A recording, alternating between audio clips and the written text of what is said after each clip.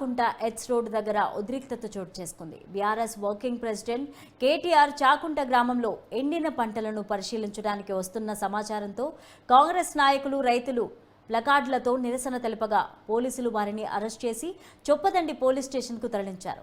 అనంతరం పంటలను పరిశీలించిన కేటీఆర్ ఎండుతున్న పంటలను కాపాడాలంటే ప్రభుత్వం వెంటనే సాగునీరు విడుదల చేయాలని తెలిపారు. ఎన్నికల కోడ్ సాకుగా చూపి తప్పించుకోవాలని చూడొద్దని కేటీఆర్ అన్నారు.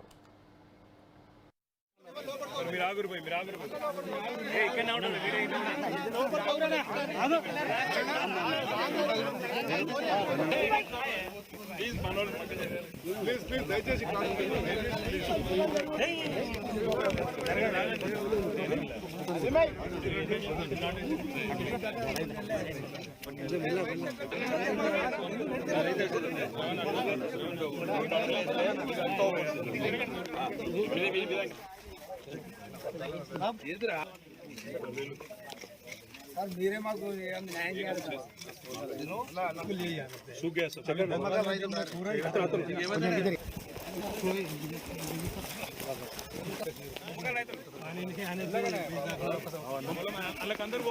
లీడర్లందరూ ఇక్కడ దయచేసి నడుగు.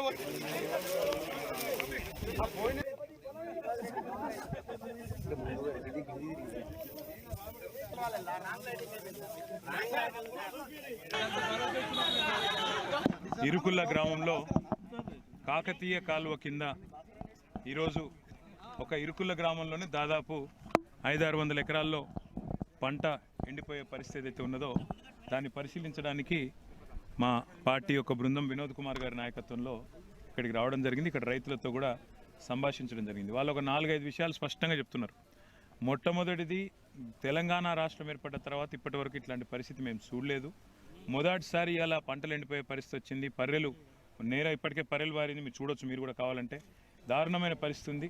ఇది ఇంకా మార్చి మొదటి వారంలోనే ఇట్లా ఉంది అంటే ఏప్రిల్, మే వస్తుందంటే ఇక మాకు భయం అవుతున్న పరిస్థితి ఉన్నదనేది వాళ్ళు భయపడతా ఉన్న పరిస్థితి.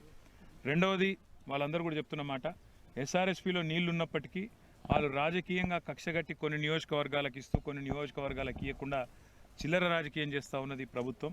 అది పద్ధతి కాదు. రైతులే ఏ నియోజకవర్గమైనా, కింద పెద్దపల్లి వాళ్ళైన రైతులే, పైన కరీంనగర్ వాళ్ళైన రైతులే ఎస్ఆర్ఎస్పీ నుంచి నీళ్లు విడుదల చేయాలని చెప్పి ఉత్తమ్ కుమార్ రెడ్డి గారు, మన రాష్ట్ర ఇరిగేషన్ మంత్రి, వారిని డిమాండ్ చేస్తున్నాం.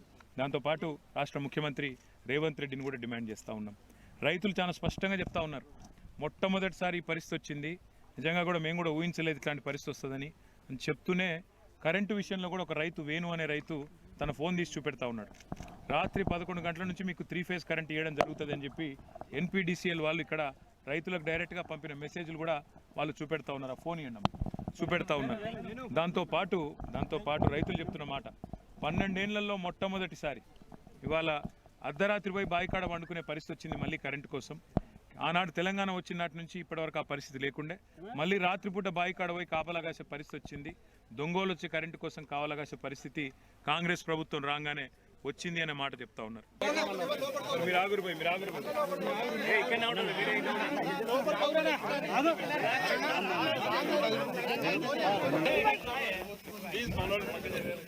ప్లీజ్ దయచేసి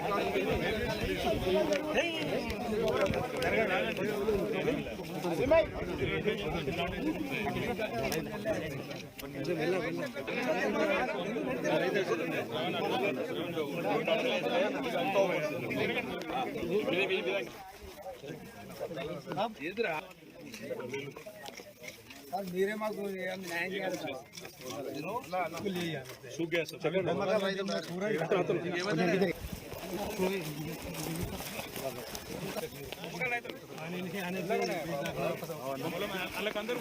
లీడర్లందరూ ఇక్కడ దయచేసి నడుగు.